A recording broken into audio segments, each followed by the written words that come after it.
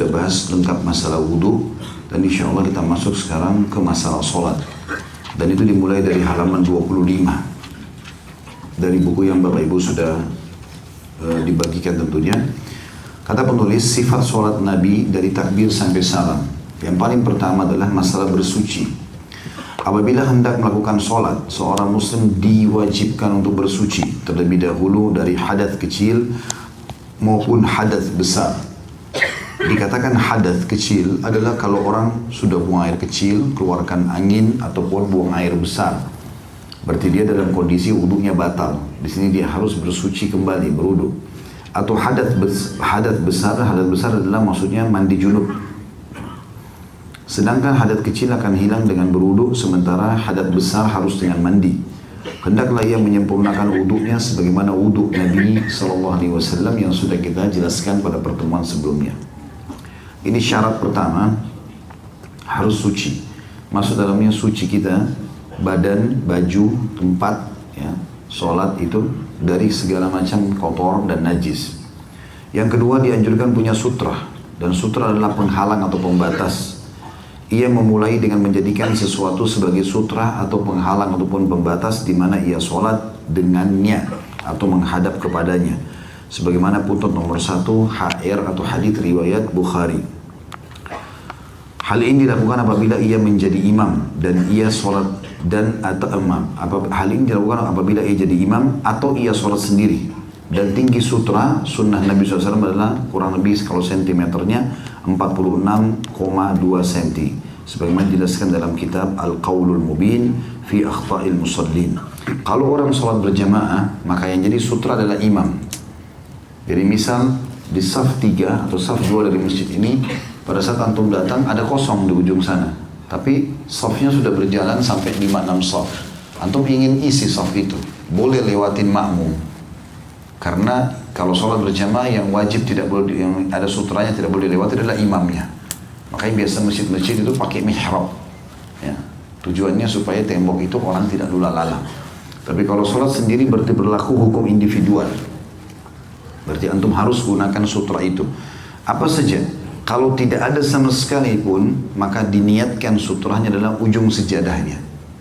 Dan bagi antum yang akan melewati orang yang sholat harus hati-hati.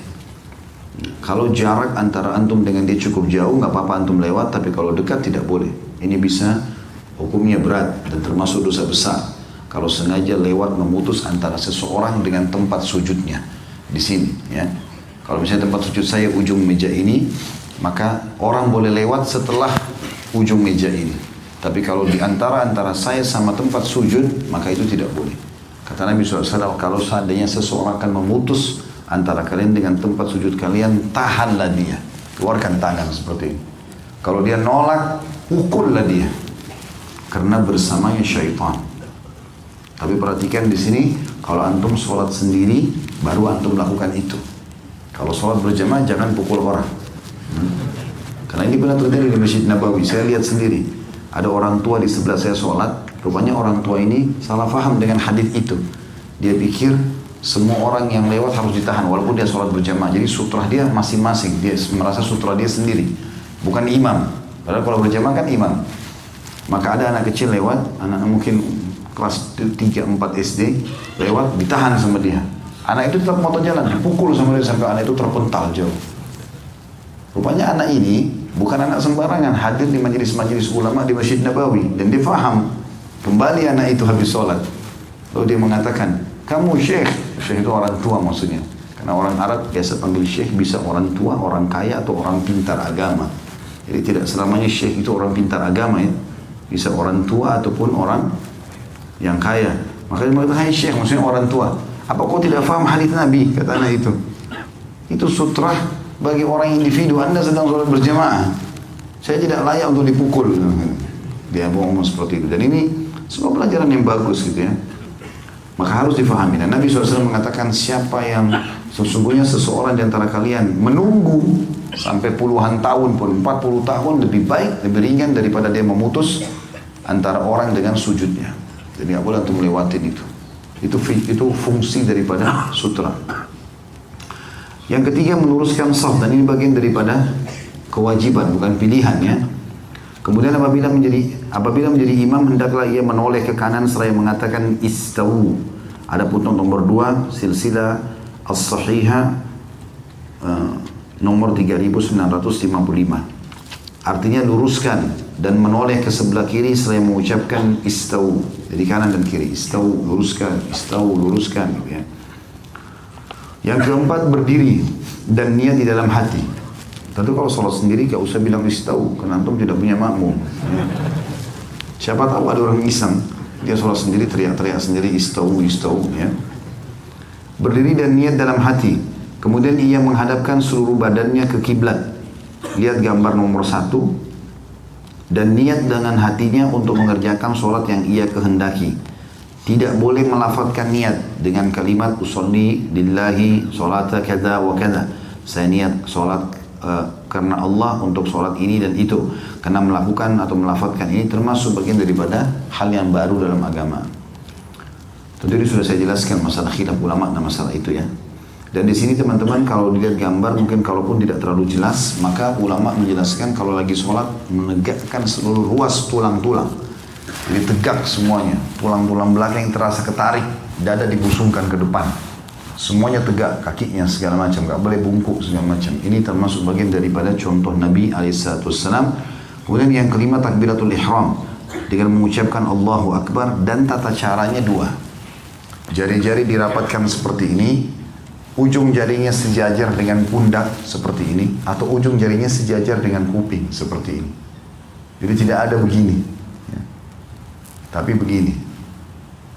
Kemudian ada gambar 1, gambar 2, dan gambar 3 dikatakan kedua tangan diangkat dengan merapatkan jari jemari dan dibentangkan atau tidak mengepal. Jadi jangan begini, ya, tapi dibuka. Kedua telapak tangannya dihadapkan ke kiblat dan diangkat setinggi bahu atau sejajar dengan kedua daun telinga. Footnote nomor 4, hadis muttafaqun alaih, riwayat Bukhari Muslim. Ini semua punya rujukan. Nabi SAW mengeraskan bacaan takbiratul ihram, Allahu Akbar, hingga didengar oleh orang yang berada di belakangnya. Beliau terkadang mengangkat tangannya bersamaan dengan ucapan takbiratul ihram, terkadang pula setelahnya, dan kadang-kadang sebelumnya. Jika beliau menjadi imam, maka orang yang makmum di belakang beliau pun mengikuti takbirnya dengan mengucapkan Allahu Akbar. Dan ketika tegak berdiri, pandangan mata beliau arahkan ke tempat sujud, bukan tutup mata. Ya.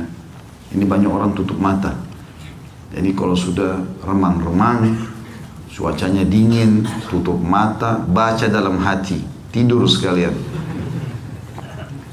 Footnote nomor 5 diriwayatkan oleh Al-Baihaqi dan Al-Hakim dan beliau mensahihkannya.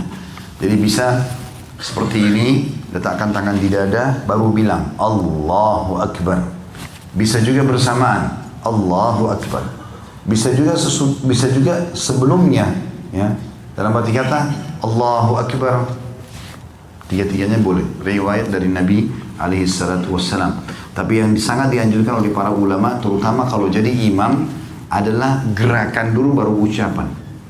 Agar makmum tidak mendahului imam. Karena ada ancaman kalau makmum mendahului imam.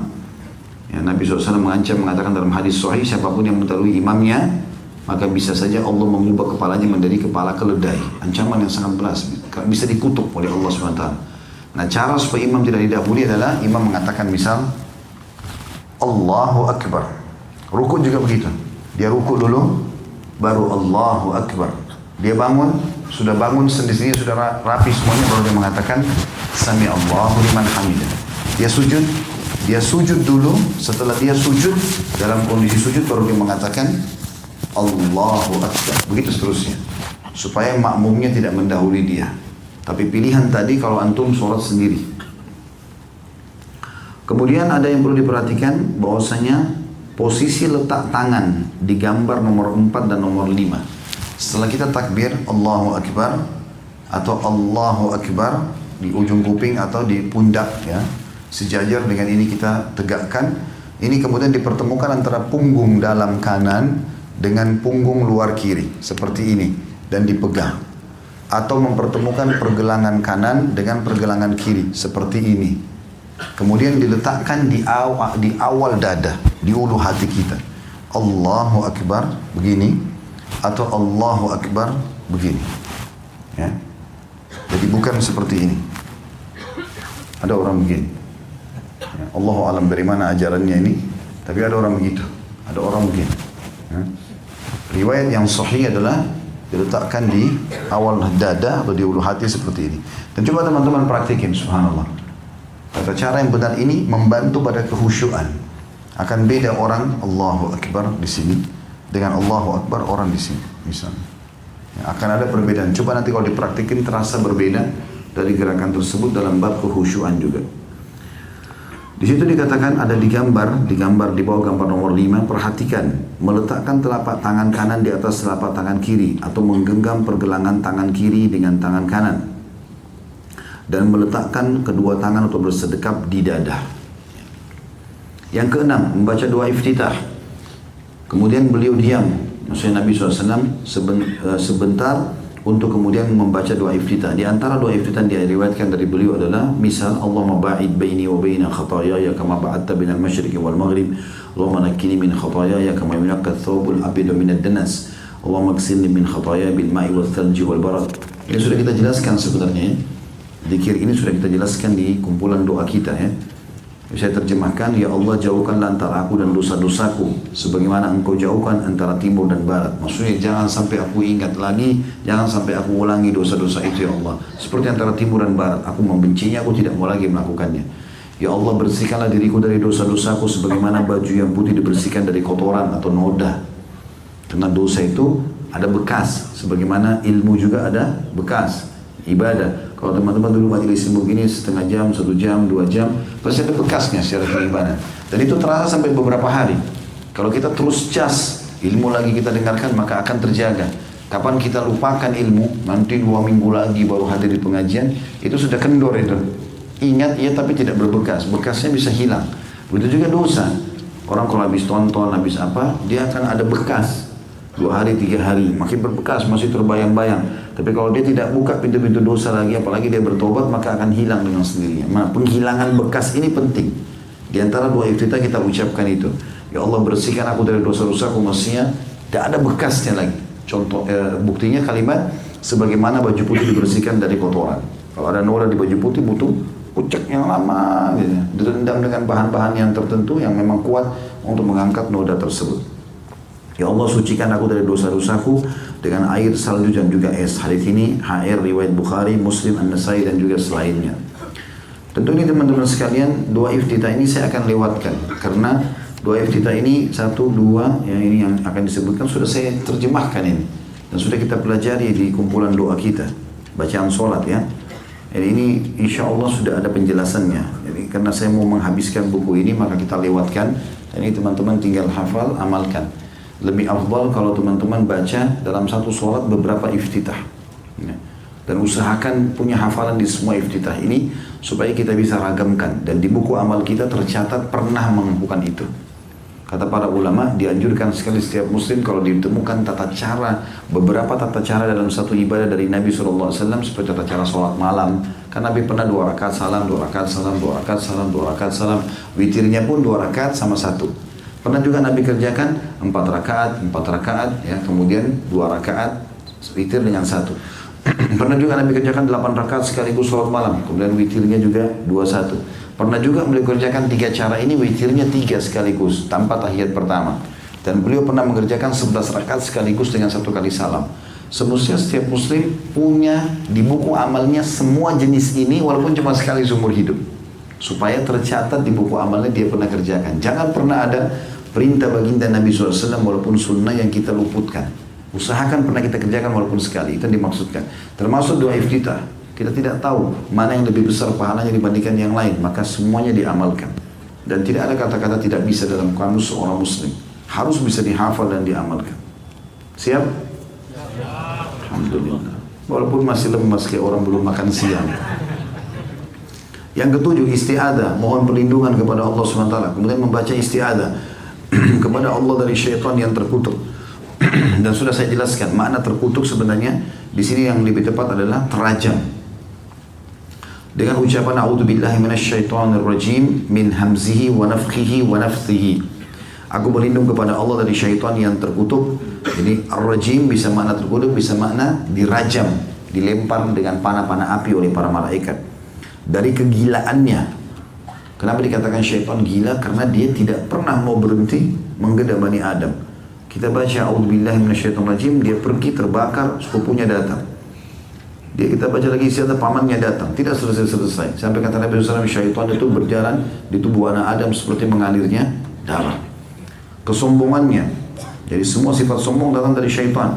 Dan tidak boleh sama sekali seorang muslim sombong. Kata Nabi SAW, siapa yang dalam hatinya seperti biji sawi dari kesombongan tidak akan mencium bau surga. Dan syairnya yang tercelah. Syair tercela maksudnya adalah bisikan-bisikannya yang membuat kita terjerumus dalam dosa sehingga kita tercelah. Hadis ini riwayat Abu Dawud, Ibnu Majah dan Darul-Qutni dan disahihkan oleh Syekh Albani dalam Sifatul Salatun Nabi alaihi salatu wassalam. Atau mengucap a'udzu billahi as-sami'il 'alim minasyaitonir rajim.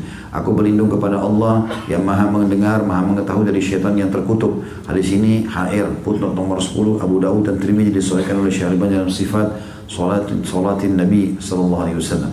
Ini maksudnya sebelum membaca Al-Fatihah ya, setelah baca iftitah, kita dianjurkan baca isti'adzah. Dan isti'adzah ini hanya dibaca di rakaat pertama. Rakaat kedua, pada saat membaca Al-Fatihah tidak butuh baca isti'adzah lagi. Contoh dari Nabi SAW cuma sekali. Kemudian membaca basmalah yang ke-8, Bismillahirrahmanirrahim. Dengan nama Allah yang Maha Pengasih lagi Maha Penyayang. Footnote nomor 11, muttafaqun alaih, riwayat Bukhari Muslim. Nabi SAW mensirkan. Apa sir itu? Mengecilkan atau tidak mengeraskan suara bacaan basmalahnya, bukan menghilangkan ya, karena ada orang baca dalam hati, tidak, dia harus mengeluarkan suara, termasuk sholat sir, mengecilin suara kayak duhur sama asar. Tadi duhur kita kerjakan, itu jangan baca dalam hati, antum bisa tidur nanti. Harus baca sesuatu sir itu ngecilin. Kata ulama, sir adalah suara yang keluar yang hanya didengar oleh dia pribadi. Bisa kita bilang alhamdulillah rabbil alamin, ada suara. Mata dibuka, lihat tempat sujud. Kata Nabi SAW, Allah terus memandang wajah seorang hamba selama matanya terbuka ke tempat sujudnya. Maka bibir kita mengucapkan, kuping mendengar, mata melihat. Ini akan menghilangkan rasa ngantuk. Dan orang bisa lebih konsentrasi. Nabi SAW mensirkan atau tidak mengeraskan bacaan basmalahnya. Footnote nomor 12, muttafaqun alaih. Memang Nabi begitu. Bismillahirrahmanirrahim. Baru Alhamdulillahi Rabbil Alamin. Baru suara Alhamdulillahnya besar gitu. Dan tidak ada riwayat yang menyebutkan bahwa beliau terus-menerus mengeraskan basmalahnya. Akan tapi terkadang beliau terkadang memperdengarkan kepada makmum dengan bacaan yang sir, yakni tidak terlalu mengeraskannya sehingga bacaan basmalah beliau tidak akan terdengar kecuali oleh orang yang dekat saja. Kemudian yang ke-9 membaca Al-Fatihah yang sudah kita tahu. A'udzubillahi minasyaitonirrajim. Bismillahirrahmanirrahim. Alhamdulillahirabbil alamin, arrahmanirrahim, maliki yaumiddin. Iyyaka na'budu wa iyyaka nasta'in. Ihdinas siratal mustaqim, siratal ladzina an'amta 'alaihim ghairil maghdubi 'alaihim waladdallin. Tentu ini adalah 7 ayat Al-Quran yang merupakan cahaya kehidupan. Sebagaimana diberikan nama Sab'u Matani, 7 ayat yang penuh dengan puji-pujian yang mulia. Dan ini awalnya adalah pujian kepada Allah. Alhamdulillah Rabbil Alamin. Segala puji bagi Allah Tuhan alam semesta. Ar-Rahmanir-Rahim, juga Maha Pengasih, Maha Penyayang. Maliki Yaumiddin, Raja yang memiliki hari kiamat atau menjadi Raja sepenuhnya pada hari kiamat. Iyyaka na'budu wa iyyaka nasta'in. Sampai Maliki Yaumiddin, kata Nabi SAW, kalau seorang hamba membacanya dalam sholat, Allah mengatakan, hambaku memujiku. Pada saat kita baca iyyaka na'budu, hanya kepadamu kami menyembah, Allah menjawab, hadza li, ini milikku. Dan pada saat hamba mengatakan wa iyyaka nasta'in, dan kepadamu kami minta tolong, kata Allah, hadza li abdi, ini milik hambaku. Lalu dari ihdinas siratal mustaqim sampai akhir, tunjukkanlah kami jalan yang lurus, siratal ladzina an'amta 'alaihim ghairil maghdubi 'alaihim waladdallin, jalan orang-orang yang kau berikan nikmat kepada mereka dari para nabi-nabi dan orang soleh, bukan orang yang kau murkahi. Kata Ibnu Abbas adalah orang-orang Yahudi. Maghdubi 'alaihim, Yahudi, murka. Allah murka padanya karena mereka tahu kebenaran tapi mereka tidak mau ikuti. Waladdallin, kata Ibnu Abbas radhiyallahu adalah orang-orang Nasrani. Mereka mau berdakwah tapi mereka salah, mengatakan Allah punya anak. Maka kita berlindung dari kesesatan yang telah menimpa mereka. Di sini dari ihdinas siratal mustaqim sampai akhir, kalau kita baca dalam solat atau kita baca Al-Fatihah ini walaupun di luar solat, Allah menjawab, mengatakan hadza li abdi wa li abdi ma sa'al. Ini milik hambaku dan dia memiliki apa yang dia minta. Baik, ada beberapa keadaan saya jelaskan dulu. Al-Fatihah hukumnya wajib kalau antum solat pribadi, individu. Semua sholat dari subuh, duhur, asar, maghrib, isya, termasuk sholat-sholat sunnah, Al-Fatihahnya wajib. Tanpa Al-Fatihah tidak sah sholatnya. Kata Nabi SAW, la sholat liman lam yaqra bi Fatihatil Kitab. Hadis Sahih Bukhari Muslim, tidak akan sah sholat seseorang tanpa membaca Al-Fatihah. Ini berlaku individu. Kalau antum sholat sendiri. Kalau sholat berjamaah, maka ini khilaf di antara ulama atau ada rincian pendapat ulama. Pertama adalah keadaannya, kalau sholatnya jahar, sholatnya ngerasin suara, seperti subuh, maghrib, isya. Di sini, dalam pendapat jumhur ulama, di antara Imam Ahmad rahimahullah, beliau mengatakan bahwasanya bacaan imam cukup mencukupi bacaan makmum.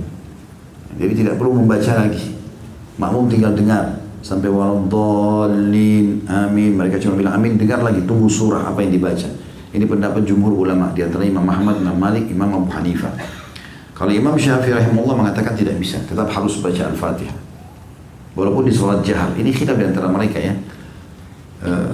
Tapi kami pribadi berpegang pada pendapat jumhur dalam masalah ini ya. Banyak pendapat Imam Syafi'i kami pegang, tapi di sini dalam masalah ini mazhab jumhur, karena ada hadis yang berbunyi waktu Nabi SAW bilang waladhdallin, amin, ada di antara sahabat yang baca berlumba-lumba baca Al-Fatihah di belakang. Maka Nabi SAW mengatakan setelah salam, mali unazir. Kenapa tadi ada yang mengganggu bacaan saya? Kata para sahabat, kami memahami itu, maka kami tidak pernah lagi membaca Al-Fatihah di belakang Nabi SAW pada saat sholat jahar, kerasin suara. Tapi pada saat sholat sir, sholatnya kecilin suara, duhur dan asar, wajib antum baca. Kecuali ya, dalam satu keadaan, antum datang, imam sudah ruku, maka takbir ruku juga. Ini pendapat jumhur. Pendapat Imam Syafi'i tidak. Walaupun antum telat, antum takbir, baca Al-Fatihah dulu, baru kemudian ikut ruku. Nah, cuma memang di sini pendapat jumhur kelihatannya lebih tepat. Kenapa? Karena jumhur ulama mengatakan kalau ada hadis Nabi SAW, siapa yang mendapati imamnya ruku, kemudian dia ruku, maka dia mendapatkan rakaat itu. Tidak ada perintah lagi membaca Al-Fatihah di sini. Jadi takbir Allahu Akbar langsung ikut ruku supaya dapat rakaat itu. Kalau dia baca Al-Fatihah dulu, maka imam sudah bangun sama Muhammadah, dia sudah kehilangan ruku itu atau rakaat itu. Dan ini sesuai dengan sabda Nabi SAW. Nah, keadaan ini boleh antum tidak baca Al-Fatihah, karena memang dasarnya imamnya sudah ruku. Tapi kalau belum, masih ada kesempatan, maka lebih baik antum baca tentunya. Dan sebagai himbauan juga para ulama kepada para imam-imam masjid, terutama kalau mereka berada di lingkungan madhab Syafi'iyah. Jadi Indonesia kan umumnya orang Syafi'iyah. Maka imamnya semestinya setelah waladhdallin, dia memberikan jeda makmum baca sekitar hitungan 7 ayat. Karena Al-Fatihah kan 7 ayat. Setelah itu baru dia mulai masuk surah, supaya makmum punya kesempatan untuk membaca. Ini jauh lebih bijak untuk menggabungkan semua pendapat tersebut.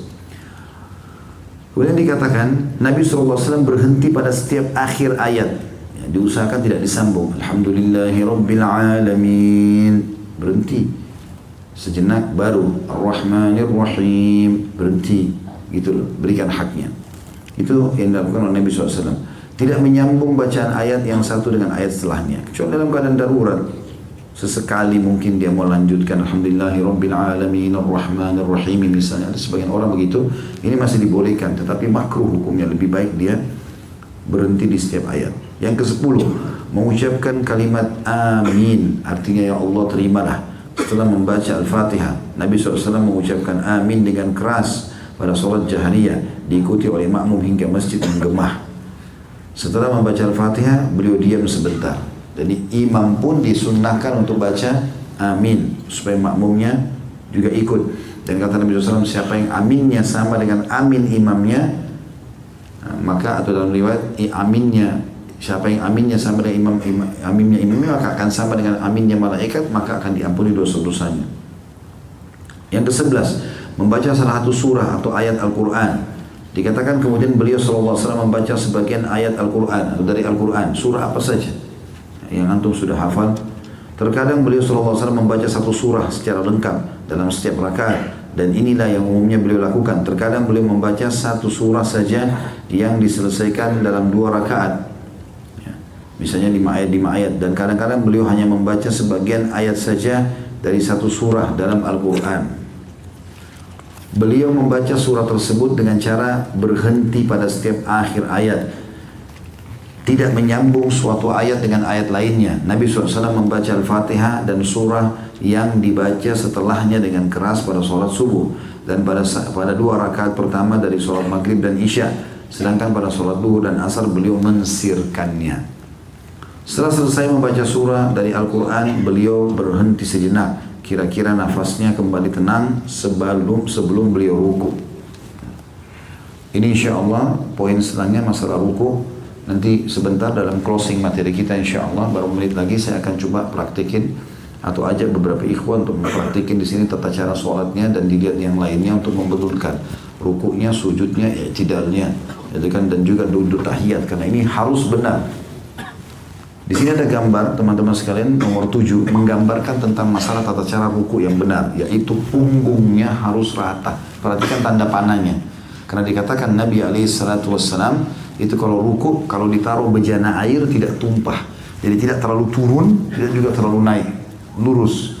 Nah ini ada cirinya. Biasanya kalau kita lakukan ini, kalau kita ruku, tarik semaksimal mungkin ruas tulang belakang kita sampai terasa juga otot paha belakang atau otot paha belakang kita kiri kanan terasa ketarik. Dan ditahan sejenak, baru membaca Subhana Rabbiyal Azim.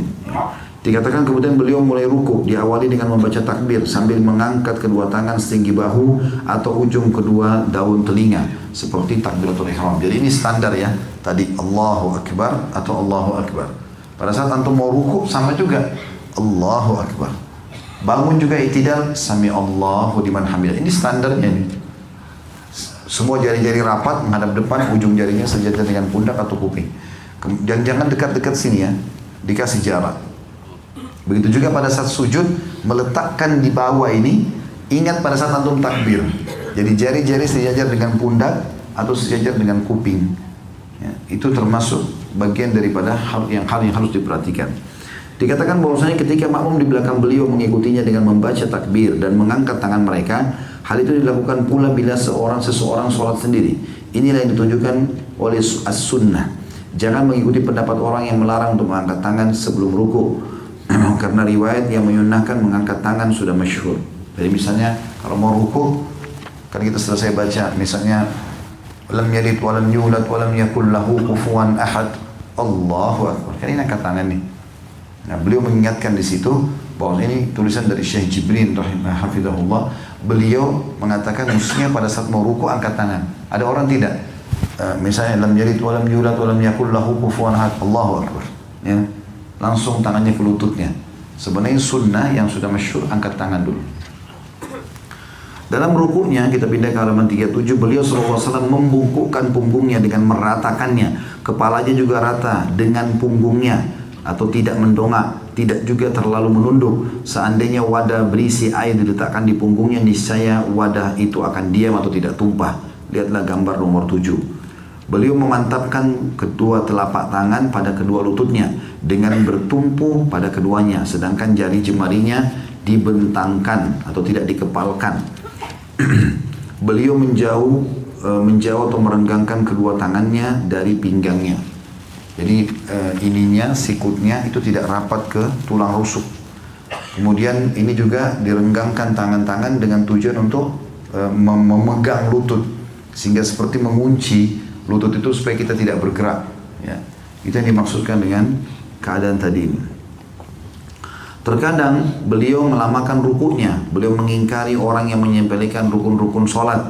Beliau pun melarang orang yang rukuknya atau sujudnya seperti burung gagak yang mematuk makanan.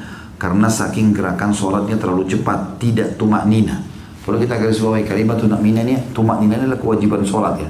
Tenang. Pernah ada sahabat masuk masjid sholat, Allah sampai buru-buru seperti ayam patok jagung. Ya. Di Indonesia kan ada itu, sholat tarawih selesai dalam setengah menit. Oh, luar biasa. Waktu ditanya dia bilang ini tidak melanggar rukun sholat. Dari mana tidak melanggar? Ada pernah sahabat itu hadis Bukhari masuk masjid begitu sholatnya. Begitu selesai sholat datang mau duduk di majelis Nabi. Nabi tanya, Nabi bilang sama dia, kembali kerjakan sholat lagi. Kok belum sholat? Nabi pikir dia kena buru-buru, ternyata dia sholat sama juga sholatnya. Belum sampai kepalanya di tempat sujud, sudah diangkat. Belum ruku benar sudah kembali. Subhana rabbil azim dibaca sekali pada saat ruku, yang kedua pada saat mau bangun, yang ketiga pada saat i'tidal. Kan gitu. Maka dia kembali ulangi sampai 3 kali, sampai 4 kali. Lalu dia mengatakan, ya Rasulullah, saya nggak tahu cara sholat yang lain. Nabi ingatkan, kalau begitu, kalau kamu sholat, tegakkan seluruh tubuhmu, ruas tulang belakang, lalu menghadap kiblat, matamu ke tempat sujud, lalu mulailah takbir. Ini dikenal dengan hadits musikus sholat, orang yang buruk sholatnya. Kemudian mulailah baca, ya, Allah mudahkan dari ayat Al-Quran, lalu kamu ruku, biarkan sendi-sendi kembali pada tempatnya semua, baru kau baca Subhana Rabbiyal Azim 1, Subhana Rabbiyal Azim 2, terus begitu. Sami Allahu liman hamidah. Kemudian kata Nabi SAW, tenangkan dulu sendi-sendimu sampai kembali pada tempatnya semua, baru kemudian kamu mulai membaca Rabbana walakal hamdu mil'us samawati dan seterusnya, doa i'tidal itu. Begitu sampai salam tentunya, diikuti dengan tumaknina. Rasulullah SAW memerintahkan agar mengagungkan Rabb Allah pada saat ruku, dan beliau pun mensyariatkan tasbih padanya dengan membaca Subhana Rabbiyal Azim. Ya, pada saat turun Sabbihisma Rabbikal A'la, ya, beliau mengatakan jadikanlah itu di ruku kalian, di sujud kalian. Dan pada saat turun ayat firman Allah SWT tentang menyuruh tasbih Allah dan mengagungkannya Subhana Rabbiyal Azim, maka beliau mengatakan letakkan itu pada ruku kalian. Dan ini wajibnya sekali, sunnahnya 3 kali tentunya.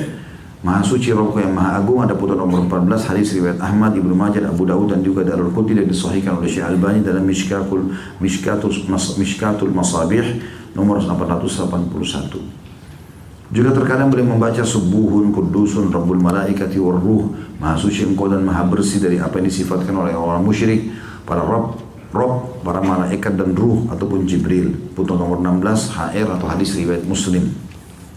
Rasulullah SAW juga suka membaca zikir-zikir dan doa-doa selain yang tersebut di atas. Rasulullah SAW melarang membaca Al-Quran pada saat ruku dan sujud. Ini pernah kita pelajari di buku doa yang kita bagikan juga itu hari. Itu beragam doa ruku dan doa sujud. Saya berharap itu tentu tidak dilupakan karena kita sudah terjemahkan, berikan contoh-contohnya ya. Yang ke-13, mengangkat kepala dari ruku atau i'tidal.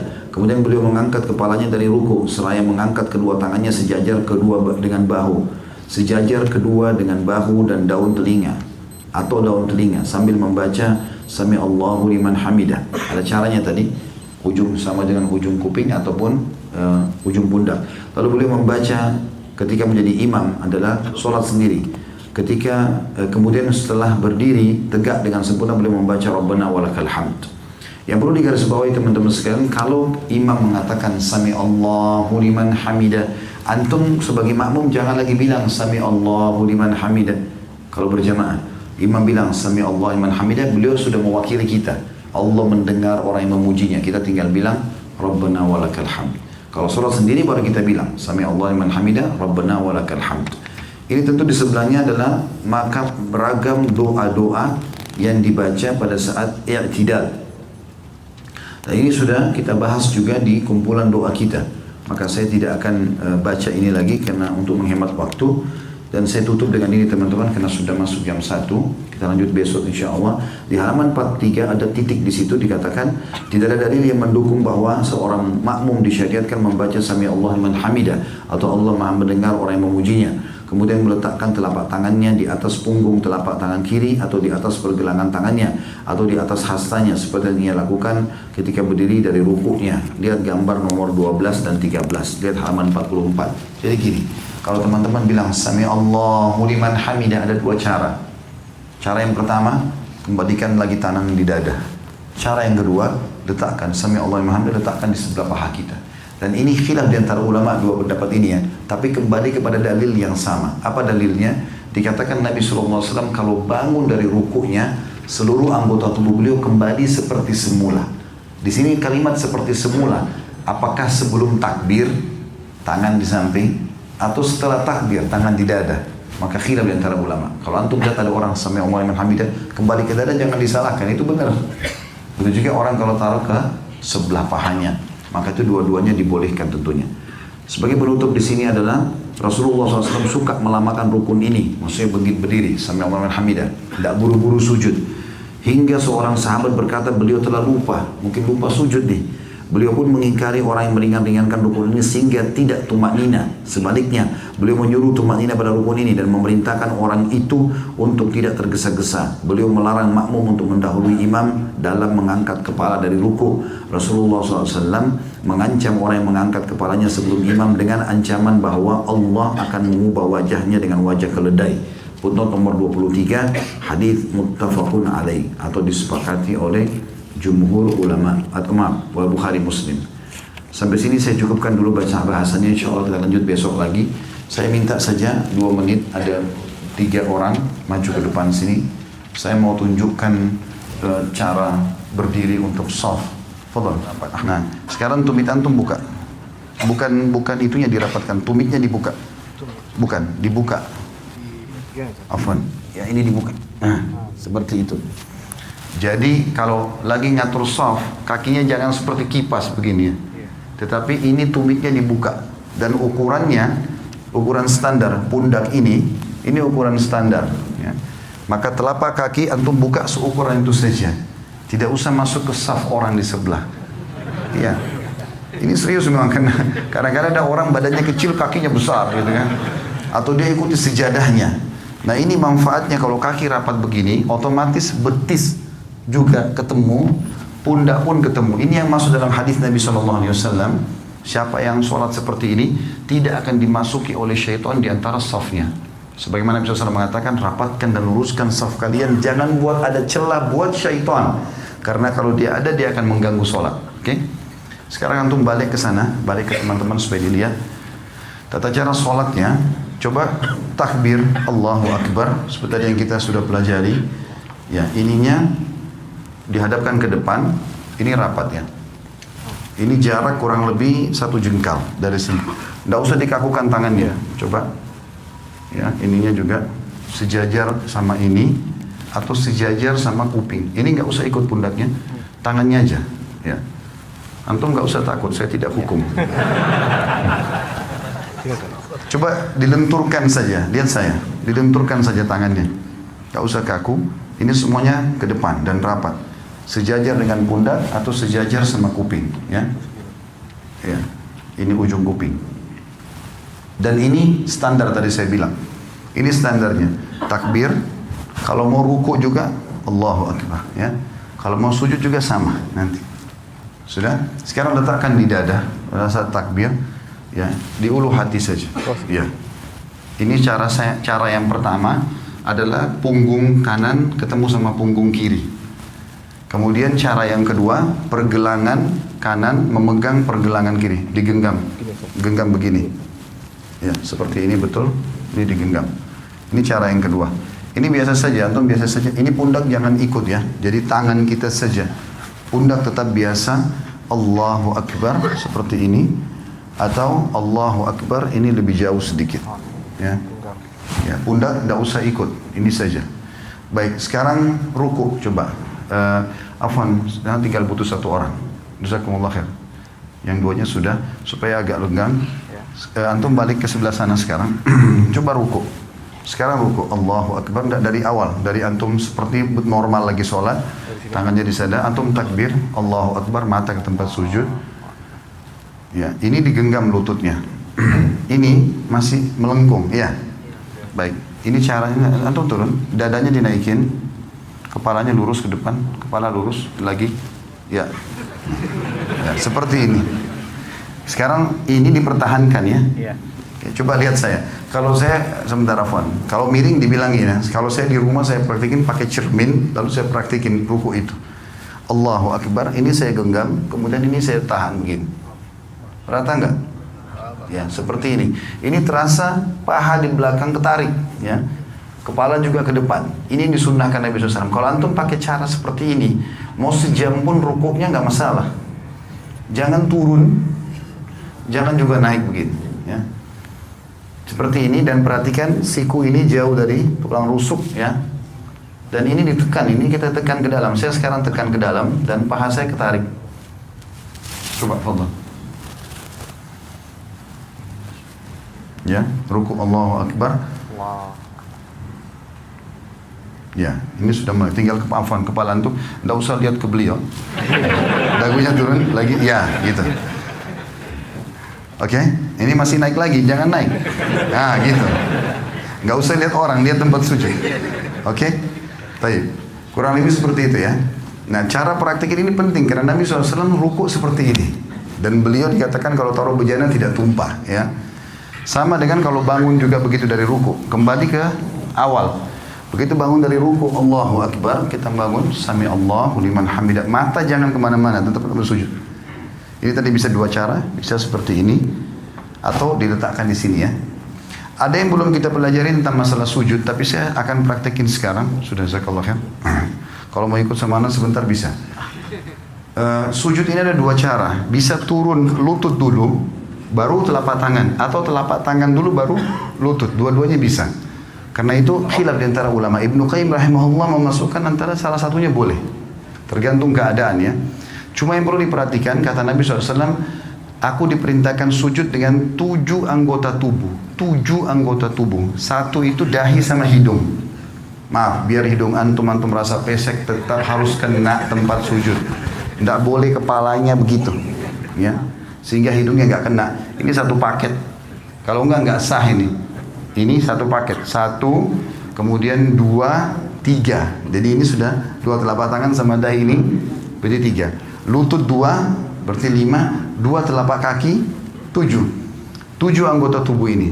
Nah, caranya adalah Nabi SAW, kata Ibnu Mas'ud, kami dilarang oleh Nabi SAW untuk sujud seperti anjing sedang duduk. Perhatikan kalau anjing duduk, sikunya kesentuh tanah kan? Antum tidak boleh sentuh tanah. Tulang ini, siku nggak boleh kena ke tulang rusuk. Ya. Dan usahakan ada jarak antara perut kita, paha sama siku ini. Kira-kira jarak di mana antum bisa merasa nyaman bernafas. Karena pada saat sujud, kita butuh sirkulasi udara supaya bisa lama. Saya coba praktikin, anggap saja ini cuma contoh kalau kiblat ke sana. Sami Allahu liman hamidah, maka pada saat turun bisa 2 cara. Cara yang pertama adalah kita turun biasa saja, meletakkan lutut di sini, kemudian mengambil jarak kurang lebih 1 siku ini ya. Di sini 1 siku ini jaraknya, baru meletakkan tangan di sini. Tangan itu seperti ini ya kondisinya, seperti tadi orang takbir. Allahu Akbar, lalu letakkan kepala. Yang perlu diperhatikan adalah telapak kaki juga harus rapat. Saya menghadap kiblat sekarang. Afwan. Pada saat turun ini, kemudian letakkan jarak seperti ini, baru Allahu Akbar. Jangan begini ya, terlalu dekat sehingga tidak bisa bernafas. Atau ada juga orang terlalu jauh. Tapi anjuran ulama adalah 1 siku dari lutut kita, kurang lebih jaraknya begini. Ini kita letakkan telapak tangan di sini. Dan rapat semuanya seperti ini ya. Atau cara yang kedua itu adalah telapak tangan dulu yang turun. Telapak tangan dulu yang turun, maka tata caranya tidak boleh seperti unta duduk. Tidak boleh seperti unta duduk. Saya akan kasih contoh, walaupun saya bukan unta. Maka cara untuk, kalau tadi kan lutut dulu sederhana cuma turun begini ya. Sekarang kalau mau telapak tangan dulu, maka caranya adalah turunkan badan dulu seperti mau turun lutut tadi. Misalnya sudah dekat, baru kemudian letakkan telapak tangan ke depan. Seperti ini. Ya. Yang dilarang itu seperti unta itu kalau orang turun begini. Nah, begitu juga dia pada saat berdiri. Orang berdiri dari sujud nggak boleh begini, ya. Tetapi dia duduk dulu, ya. Saya ulangi. Jadi kalau orang turun sujud yang kedua, kita turun seperti agak mendekati tempat sujud, kemudian baru letakkan telapak tangan ke depan, barulah kita sujud, ya. Duduk di antara 2 sujud, menegakkan seluruh ruas tulang belakang sampai terasa dada terbusung ke depan. Jari-jari tetap rapat, ujung jari-jari berada di ujung paha. Kemudian kita sujud lagi. Allahu Akbar. Setelah itu pada saat mau berdiri, duduk dulu. Sunnah Nabi SAW duduk dulu. Duduk seperti ini. Dan ada 2 cara. Cara yang pertama, menekan paha untuk berdiri ke atas. Atau menggenggam telapak tangan, ditekan lantai untuk menopang tubuh ke atas. Jadi topang ini saja ke atas. Ya, seperti ini. Dan kita tidak boleh sebagaimana tadi saya bilang berdirinya seperti unta itu. Ya. Terakhir tinggal masalah tahiyatnya saja. Tahiyat ini khilaf di antara ulama tentang dua jenis duduk. Namanya iftirash atau tawarruk. Dua ya. Iftirash atau tawarruk. Apa itu iftirash? Iftirash itu duduk seperti di antara dua sujud. Itu namanya iftirash. Ya. Kalau tawarruk, warak itu artinya bokong. Kita meletakkan bokong kita di tanah. Nah ini khilaf ulama. Kapan dikerjakan iftirash, kapan dikerjakan tawarruk? Imam Syafi'i rahimahullah berkata, duduk tawarruk, tahiyat seperti ini. Yang kita duduk, ya, seperti ini. Ini namanya tawarruk karena bokong kita duduk di tanah. Ini kata Imam Syafi'i rahimahullah, dikerjakan setiap kali mau salam. Mau sholatnya 1 rakaat saja, mau 2 rakaat, seperti misalnya witir 1 rakaat. Ya tetap aja antum duduknya pada saat tahiyat, karena mau salam tawarruk. Ya. 2 rakaat juga seperti sholat sunnatul fajr atau sholat subuh, sama tawarruk. Nanti lebih dari itu pun, misalnya rakaat maghrib 3 rakaat atau isya 4 rakaat, semuanya kalau mau salam tawarruk. Kalau jumhur ulama, Imam Ahmad dan Imam Malik mengatakan tidak. Kalau sholat di bawah 3 rakaat, seperti witir 1 rakaat, atau sholat sunnatul fajr 2 rakaat, walaupun mau salam duduknya iftirash, duduknya seperti ini. Tawarruk itu hanya dikerjakan duduk yang seperti ini. Itu dalam pendapat jumhur ulama. Nanti kalau sudah lebih dari 2 rakaat, seperti rakaat ketiga maghrib, rakaat keempat isya, baru duduknya tawarruk. Dua-duanya ini boleh ya, karena ini khilaf diantara ulama. Kita nggak boleh nyalain orang. Jadi kalau antum lihat ada orang tahiyat kedua, ya tahiyat akhir misalnya sholat subuh duduknya begini, jangan disalahkan.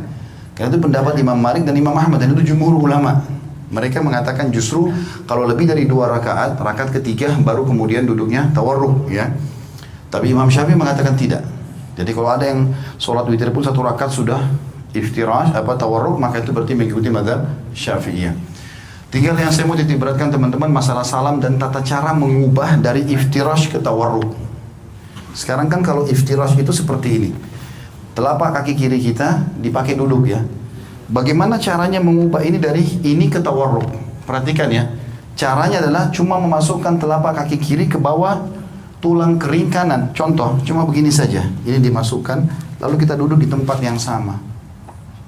Jangan begini, karena banyak orang kita begitu. Dia duduk begini langsung dia dorong orang ke sana semua. Jadi ini kena, semua kena. Dia nggak bisa duduk. Jadi cara yang benar adalah hanya memasukkan ini ke bawah sini saja dan duduk di tempat yang sama. Tidak berubah apa-apa. Saya tidak mengubah apa-apa di sini. Maka ini posisi yang harus diperhatikan. Begitu juga dengan masalah salam. Pada saat kita sudah selesai membaca tahiyat, tentu tahiyat sunnahnya ada yang mengatakan pada saat syahadat mengangkat jari, ada yang mengatakan juga nanti dari awal sudah at-tahiyat itu sudah mengangkat ya. Dan hadis riwayat Tirmidzi khilaf antara ulama tentang masalah itu, tentang hadis Nabi SAW bahwasanya gerakan jari di tasyahud lebih keras bagi iblis daripada cambukan besi. Ada yang menghasankan, ada yang melemahkan. Kalau saya termasuk yang berpegang pada menghasankan hadisnya, sehingga menggerakkan jari itu, menggetarkannya bagian daripada sunnah Nabi SAW. Intinya antum setelah baca tahiyat tinggal salam. Dikatakan Nabi SAW kalau salam terlihat pipi putih atau putih pipi beliau oleh makmum di belakang. Jadi seperti ini. Assalamualaikum warahmatullah. Terasa ini tertarik. Tahan sebentar, baru Assalamualaikum warahmatullah. Badannya nggak usah ikut salam ya. Cuma leher saja. Assalamualaikum warahmatullah. Assalamualaikum warahmatullah. Sampai situ. Mengusap wajah nggak ada dalam syariat. Jadi cukup situ berarti sudah selesai sholatnya. Allahu a'lam. Ini tata caranya sementara dan di buku itu juga sudah ada insyaallah. Besok kita akan lanjutkan lagi bahasannya. Begitu saja insyaallah kita akan bahas besok lagi lanjutannya. Subhanakallahumma bihamdika.